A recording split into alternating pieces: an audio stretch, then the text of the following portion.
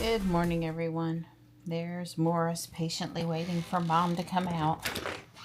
Good morning, buddy. Good morning. Hi. Come on up and eat. We've got a chance for storms after 12 today, so the food being up here on the platform would be a good idea. How are you? Hi, good boy. Yeah, we didn't get any rain out of the marginal level 2 risk yesterday, and I don't know about today either. We'll see. I'm going inside now if you want to come. Thanks for hanging with me while I watered dry plants, threw sweet bum balls, and pulled stilt grass. Typical morning stuff. And I did take a few pictures for the front of the video to show some of the pretty flowers. Yeah, let's go in for a few minutes. There you go. Good boy.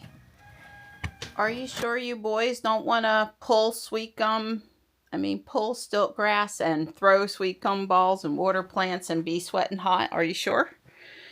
The life. They got the life. Well, one thing's for certain, I never would have made it this summer. Sam surely wouldn't have made it this summer without the quick connect irrigation Don hooked up. It's making a big difference. And Don this morning, bless his heart, he went across the bridge and across the driveway frontage there and watered for me because I didn't make it out there yesterday. I wasn't feeling good in the morning, and then in the afternoon I was trying to finish up the decorating. So I appreciate that for sure. Don for the win, getting my camera in a box with the label on it. Well, you said you wanted to take it on shopping day. Today's shopping day. Right. Well, I can come past UPS and it's convenient instead of making a special trip. So, sure. All right. I'm plenty hot. Yeah. I'm just going to sit here in Ruby with it on max because you're not in the car with me. That's right. Nobody looking at... Nope. 68's not better than 70 or 72 and, you know, all the other things. Yeah, all those things. All those things, yeah. Yes. I love you. I know you do. You pretty little thing. Kiss, kiss. Well, there is a chance of some storms today, and I would say the clouds are looking kind of stormy.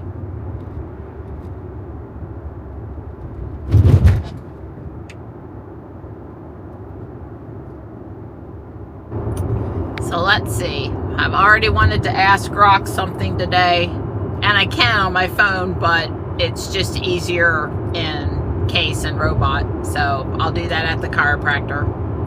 And then I wanted to update you guys because it just fell off of us saying anything about it. Don's toe is 100% better. She gave him a 10-day supply of the antibiotic and told him to stop after 7 if he thought it was all good. So I'm not sure if he's going to stop or finish it up, but anyway, that seems to be resolving as good as we could have expected. So I do have the camera with me, and I will come back through Fuquay and stop in at the Harris Teeter UPS parking lot and drop that off.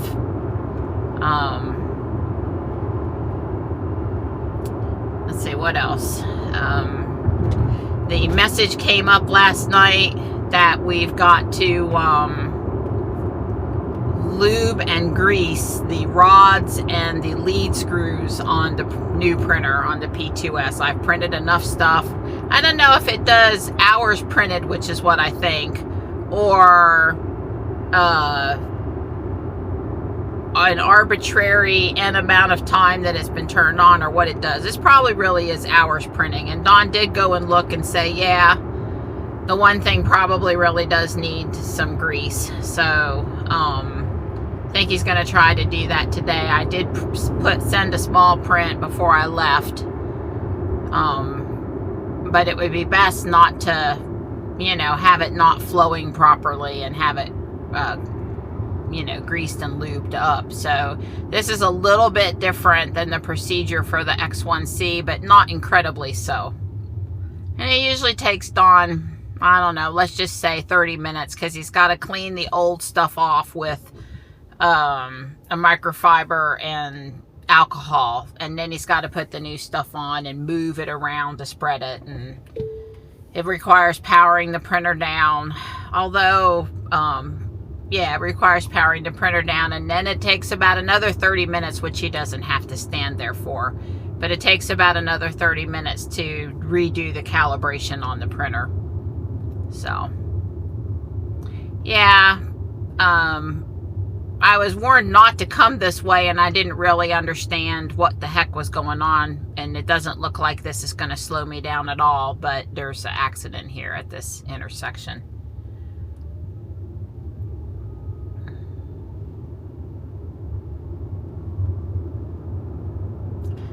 That's the first time I've seen that. The tow truck's going to take both of the cars involved in the accident away from the scene. One up top on the flatbed and one pulled from behind.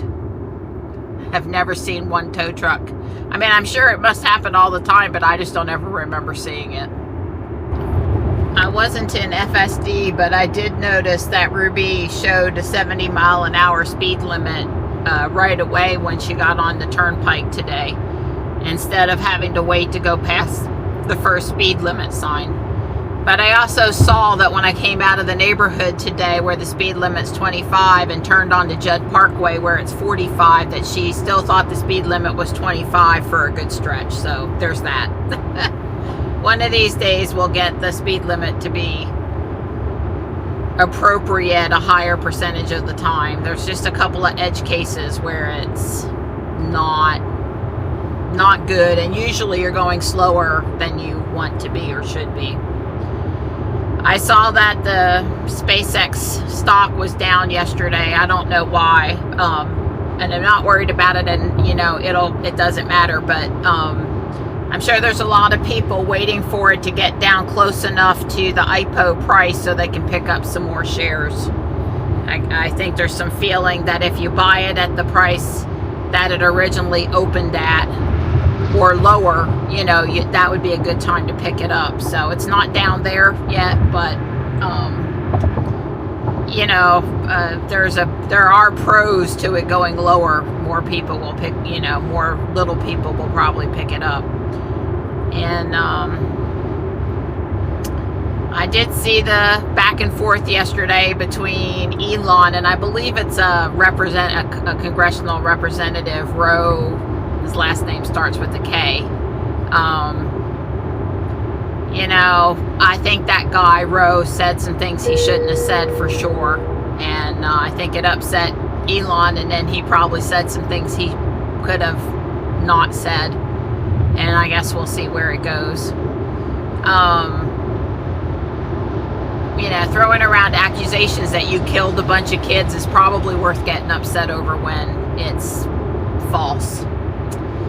And at least I believe it to be false. I would be willing to look at any information, but I'm probably going to reach the same conclusion. Or that, anyway. Then the number of kids. Elon doesn't go around doing things that he thinks are going to kill kids. Speaking of which, I was very glad that Ashok came out and released the information on the car data for the crash in Texas, where a 44-year-old man behind the wheel of a Tesla drove into a house and very unfortunately and sadly killed a grandmother. And the media was all over it. Tesla this and Tesla that and autopilot and FSD and they aren't safe and all of this stuff. And the bottom line is, anybody that's ever used FSD knows that the car didn't do that on its own. The gentleman had his foot completely 100% depressed on the accelerator pedal, and even after the crash it was still all the way down, and he was talking to police afterward, so he was not incapacitated. He didn't have a heart attack or something and this happened. And Ruby is on FSD and she is going to have to get over here, and she's not Case.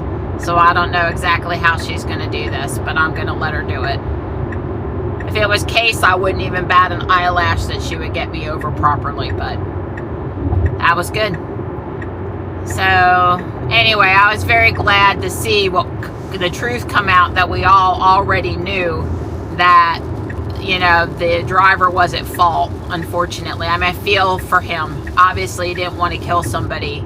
It was on Friday. Obviously not, right? And what a sad thing to have happen. But I also didn't like the legacy media deciding that they would just, you know, start blaming Tesla without the facts. What happened to journalism is you really investigate trying to come with the truth. You know, I could certainly see well, most of the time these things happen with other car brands. They say a car went into a house, but nice job, Ruby. A car went into a house, but they don't harp on the brand of the car or the driving a system or anything. I just feel like we get discredited, get, you know, made to put in a negative light no matter what. It's not the job of journalists to make things negative. You know, a report is that, you know, a car ran into a house in such and such Texas and killed, and the name of the person and maybe their age or something, and saying that the family was displaced by the accident because there were children in the house was one of the articles said. That maybe that's fair, and we're waiting for, you know, the NHTSA and local authorities to finish their investigation so that we can tell you exactly what happened. You know, it's not these other headlines. They don't seem to want to. Yeah, Ruby, I really like it when you go in the left lane and not the middle lane, but nobody came around that left turn with me today. It's not the job of journalists to reach a conclusion, steer the narrative. So that whole thing was just really frustrating. It was just really frustrating. And the thing of it is like Holmar's Catalog and Sawyer Merritt and all the other Tesla influencers that we all follow said, is then, you know, these media outlets, and I don't know exactly which ones had what headline, but none of them were good. The retraction will never be important. It'll never get printed, or it'll be buried on page 20. It'll never be the headline that basically implied Tesla killed a woman, a grandmother. You know, it'll never be there. So this is why I wouldn't have even known about it if I wasn't on X, and I certainly wouldn't have known that people were upset with the headlines if I wasn't on X, because I just don't want to deal with that crap anymore. I want to know about something, I ask Grok about it. Grok spits. First off, have you seen how fast Grok has gotten? At least for premium users that have Super Grok. Not the heavy, not Grok Heavy. I'm not talking about the super expensive one, but the one a lot of everyday people would have. In expert mode. The speed, since I've been home, I've just been amazed at how fast it's been sometimes in comparison to the pre-speeds. I feel like I'm getting about the same, you know, quality of answer, but the speed is really ramped up. Come on, go already. You got oh yes, and let's slow everyone down because you need to make a U-turn. Okay. Yeah, so 3 cars got through. I guess maybe the guy behind me, if people just don't care if the person in front of them gets in, makes the turn at the light or not, and that's kind of upsetting. And looks like my close spot is available, so I'm going to snatch that. Anyway, Grok's been doing really good. Now, those are some strange wheels. You know, the person that's been parking there that was in the Y that had the white wheels or whatever, they were really strange wheels too. They're wheels designed to, well, strange is not the right word. I don't mean to make it sound negative. They're wheels I'm not used to seeing. They really caught my eye because they are different. Actually, as we found out, they are for range. They're just all about the range improvement. So anyway, I don't know. It's only 10:53 and I'm not late today. I've only had 1 cup of coffee and I feel like I'm firing on all cylinders. Had a pretty good night's sleep, I guess. It's nice that it's sprinkling here. I sure hope we get a little rain at the house. It would just make my life so much better tomorrow. if I didn't have to go out there and spend an hour watering and come in soaked and hot and irritated. Please, just a little rain down at my house. I mean, this isn't doing anything to water the plants right here, but a little bit of rain would be nice. Rain. What is that? It's not too heavy. You know me, I don't have an umbrella. But I have one in Ruby if I really, really wanted an umbrella. It would have to be raining a lot more than this for me to pull it out, though. All I was really going to say about the S is I wonder if the person that had the Y with the special wheels also drives the S. You know, some of us pick in the morning. Well, I came to Lowe's to look at the flowers and clearance plants and stuff, and they have closed the garden center doors because of a little rain. So I'm leaving. I'm not walking all the way around and going through that mess. And now I've got myself behind the Coke truck. Okay. Poor babies over here. And you know, realistically, those are not coming back. Nope. They're done for. We did have extreme temperatures, though. Yeah, he's making a left turn. I'm making a right turn, buddy. Just saying. That was just bad luck on my part. But I am not late to get anywhere, so I can just try to chill back down. He's just trying to make his deliveries.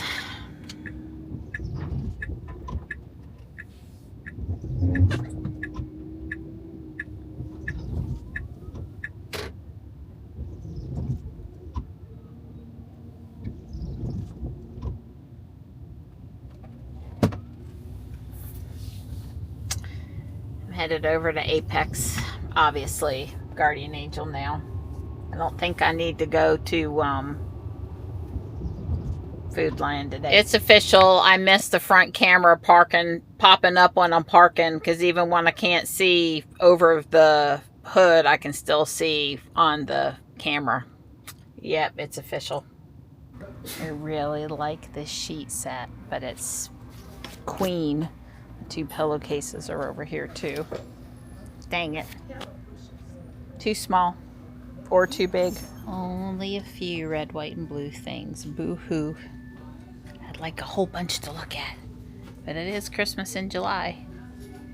Even though it's June. Someone will surely come in and scoop those up. So I was talking with one of my friends here about my amazing road trip to Colorado and back, and you know, I'm going to put in a plug for Full Self-Driving and how great it was that the truck drove us there and back. And got to talking a little bit about, you know, it's really useful if you fall asleep behind the wheel. It can save your life. And if you depart the lane for some reason, medical emergency or something, it can save your life. And all the reasons why. I didn't say this. I've personally worked hard to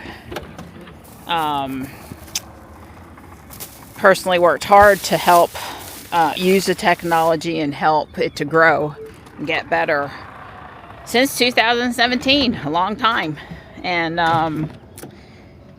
eventually the conversation was going well and the person was listening and we're talking back and forth, and she has a family member with a Tesla, not out of state, and they were going on a trip and they had purchased a monthly subscription, so she knew about it. And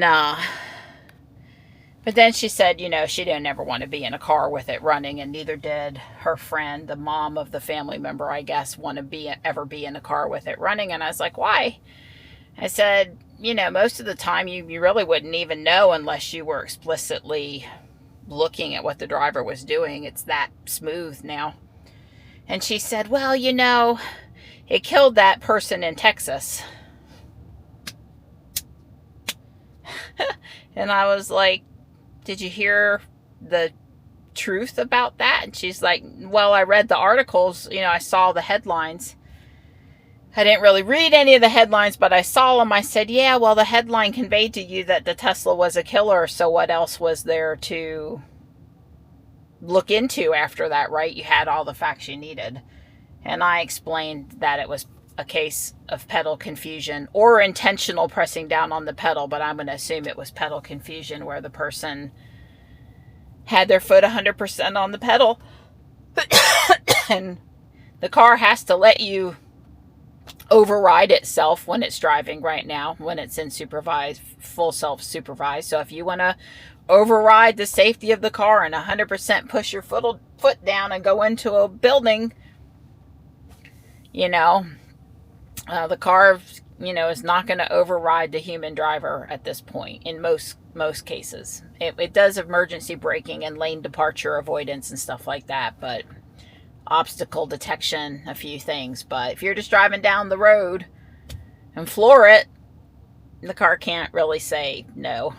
I was surprised that video was only doing 73, but anyway, I clarified for her, and I explained how many cases of pedal confusion there are a year. What did I say yesterday? It's like 16,000 or something a year, and all makes and models. And so if you don't think that those headlines do any damage, they do, and they're intent on causing damage with those headlines. I have no problem that they reported it, but if they're going to report on accidents like that, they need to either never put the make and model of the car, because really they shouldn't be influencing stock price. The SEC should be all over that. Or they either always got to put it or never put it. We don't get to selectively decide, oh, when it's a Tesla, we're going to say it did something that killed someone, but when it's a Ford, we're not going to mention that. I mean, no, you don't get to do that. Not if you want any credibility with me. Anyway, so I think she believed me. And I told her, I said, you're not going to see anything more about it, I suspect, in the press. You know, the energy, emotional driven clickbait headline that got folks to read or engage in that has passed. And there's nothing emotion causing to come back and say it was just a tragic accident. A case of pedal confusion. So I'm sure there'll be a few cases out there where someone is reputable enough to finish the story of what it really came out, but I doubt it. Because it doesn't sell. It won't stir people up. It won't get them upset. It won't help them to hate Tesla or Elon even more, so they won't publish it. Yeah, I have to stand back anytime now that I'm reading something on social media or in the news. And if it's really making me angry, upset, you know, bringing some extreme emotions on, I've got to ask some more questions then, because I know that's the manipulation of how this cycle works. And usually I just hit Grok and ask him to explain. I know earlier I was going to say that in the last couple days, beside the increased speed, he said, look, I'm here to tell you the facts, and if you ask my opinion, he said this to me, if you ask my opinion, I'll give it to you, but you're a sentient creature and you get to take the facts and make up your own opinion about them. And my job is to present you with nonpartisan facts and help you make up your own mind. And that's what I'm looking for from the media. I'm not looking to have somebody that thinks I'm stupid and can't make up my own mind about stuff. And a lot of times what I thought is what it really is. And sometimes I get information and I'm like, yeah, I don't choose to change my opinion and believe that at this time. And sometimes it's like, you know, I really hadn't considered those other points. And now I've changed my mind. It's a combination of all of those, right? Because again, have a brain, able to think about stuff, know that I'm not always right, willing to admit when I'm not right. You know the drill. So anyway, but I wasn't expecting that. And I already knew that those headlines were damaging. And then after that, I really knew the headlines were damaging.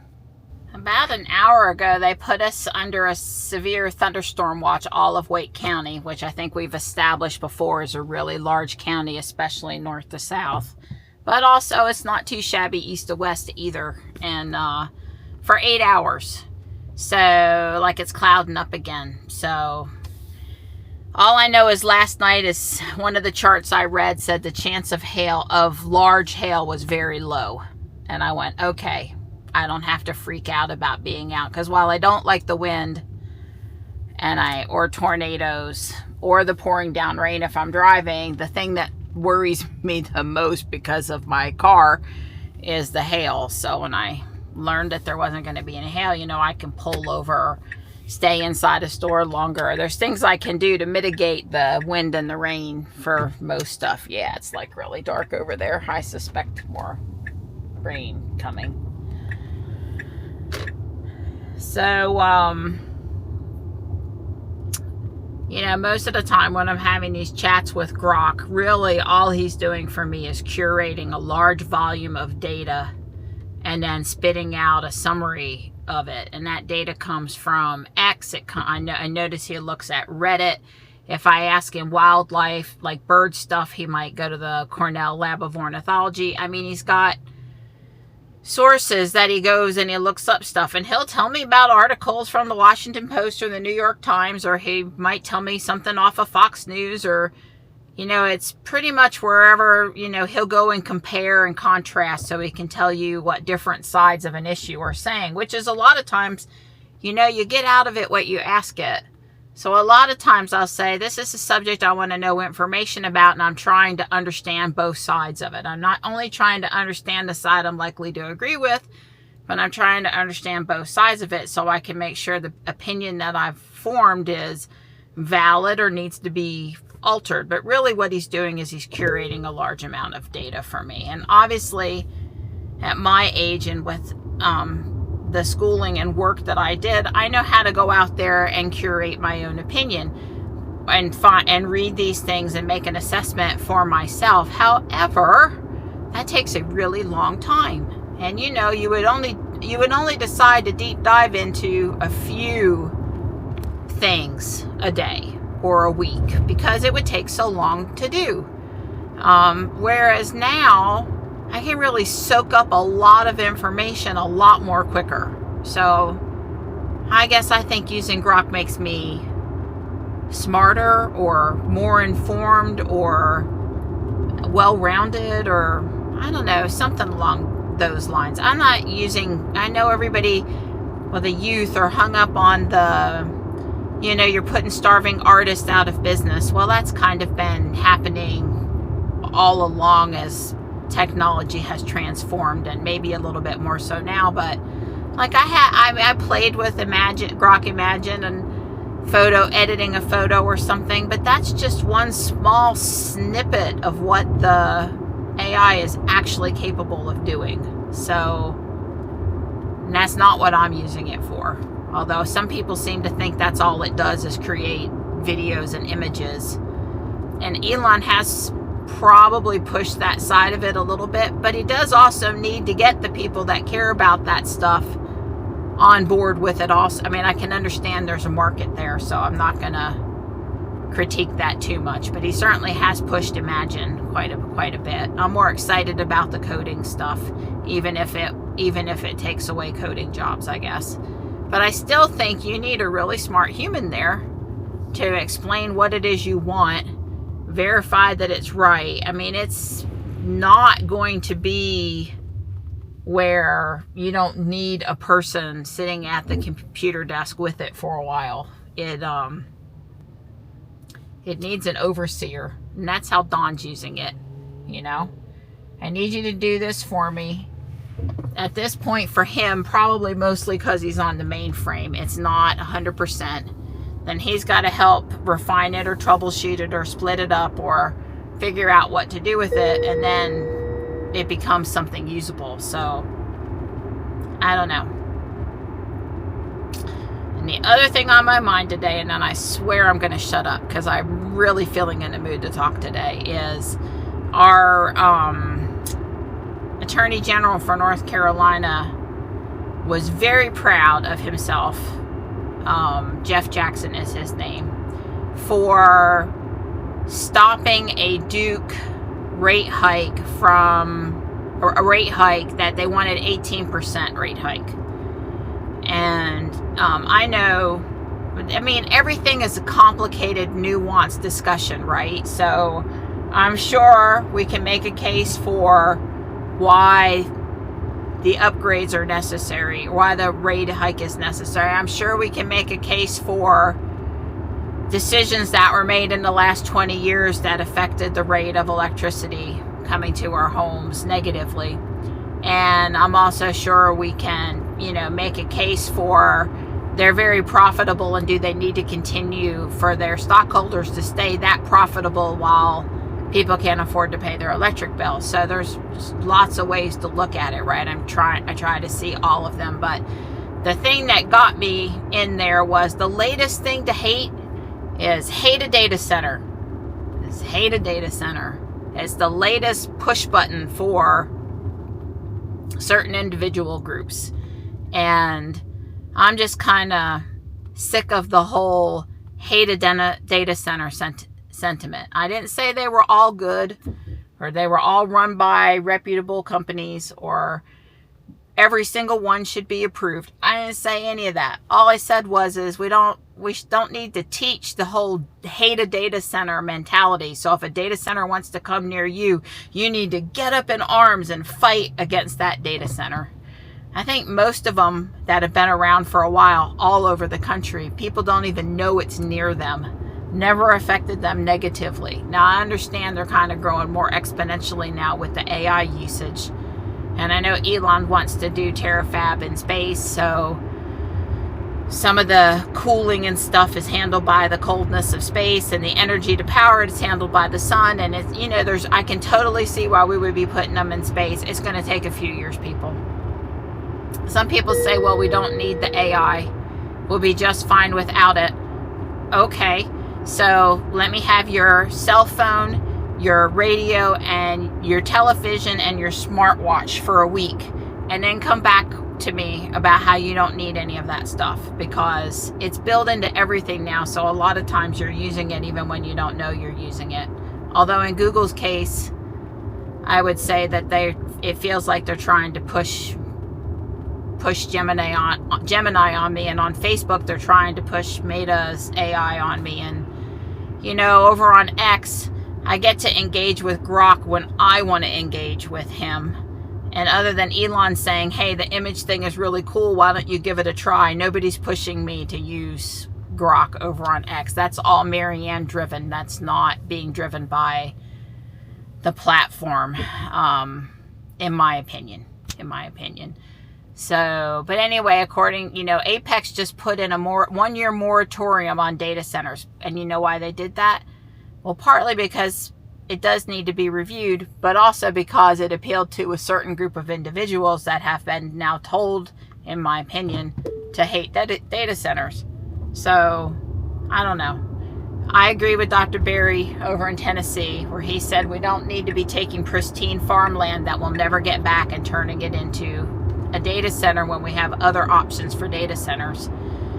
But Don and I still agree that housing that's going in on Piney Grove Wilbon, the back road on the way out, we'd rather it was a data center than all the housing that's going in over there. The housing is going to generate traffic, use a ton of water, use a ton of electricity, crowd infrastructure that already can't handle the number of people that we have. And the data center is going to use water and electricity, but it is not going to put more people on our roads and in our stores and tax that part of the infrastructure. So I would just rather deal with that problem. But again, that's just me.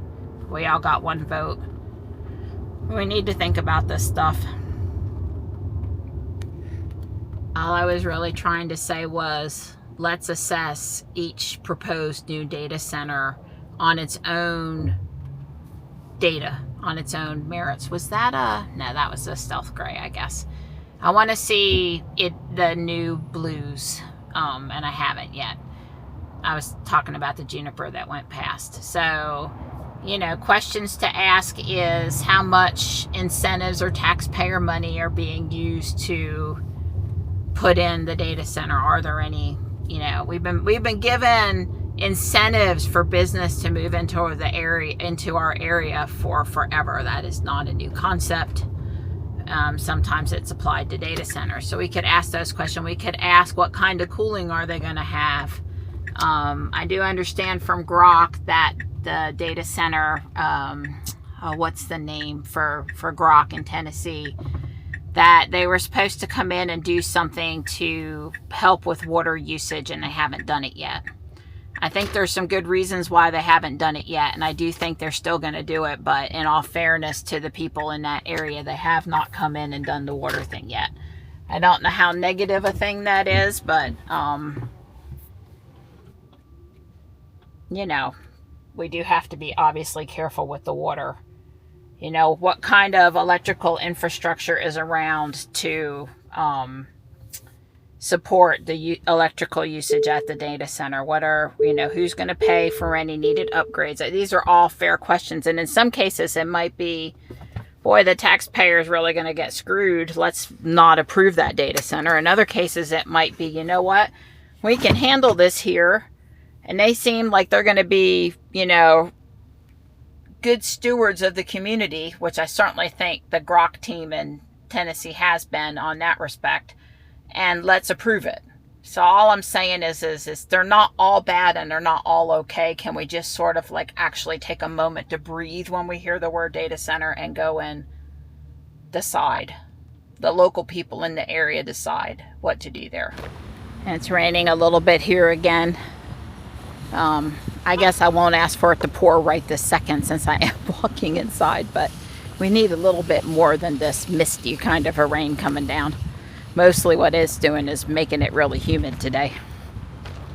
It could be raining harder, but it's raining hard enough for walking up that hill, pushing the heavy cart and not having an umbrella. Maybe I wish I'd had one. Probably not. It just gets in the way. It's hard to hold onto the cart and hold the umbrella at the same time. I was glad I had another shopping bag to put my purse and the camera and stuff in. So that stuff didn't get wet. Just me. And I'll dry in the air conditioning. So, one of the guys at the seafood counter, after I left, came around the corner and said, "Are you Ruby Red? Are you, do you drive a Tesla?" I guess he couldn't remember my name. And so, I was like, "Yeah, I'm that girl." Ruby's out in the parking lot. He goes, "I live not too far from you." And I said, "Oh, okay, cool." And we started to talk a little more, but then he had to go wait in a customer, and I kept shopping, and he never came and found me. So, nice enough guy, probably my age. I bet he saw me on Kyle's channel, maybe. Probably saw me on Kyle's channel. That would be my guess. He bought a used 23Y, 22Y, something like that. Anyway, nobody ever, and I mean ever, recognizes me. So that was a first. That was a first. And I also learned that Sarah, there's two Sarahs here. The Sarah that often checks me out, that I really enjoy going through her line, she's left Whole Foods and gone to work at her brother's business. So good opportunity for her, but she won't be here anymore. Carlissa was telling me, and she's my other cashier that I am friendly with and try to seek out if possible when I'm there. So anyway, it was okay in there today. It was okay. I wanted a picanha roast. It was an exorbitant price and I didn't buy it. I think I still have one in the freezer. I don't know if it's done raining or not, but I just looked at Tempest and we've gotten 7/10 of an inch. So we could have skipped watering this morning. Oh well. And we won't need to water tomorrow, which is fantastic. I got the fireworks built for the Ferris wheel. Easy peasy. So this is the Saturn V rocket I got at Guardian Angel. I originally steered clear of it because of the yellowing on the white tiles. But they're all like that, including the one at the Rocket Center.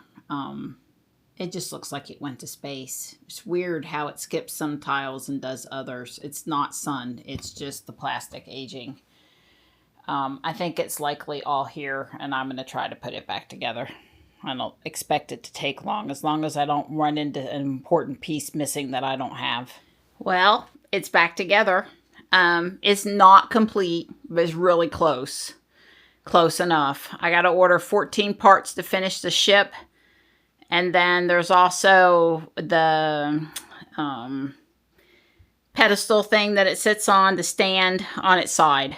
And a little miniature lunar lander thing. A few gold parts. I may or may not have those. So, anyway, there it is. Woo!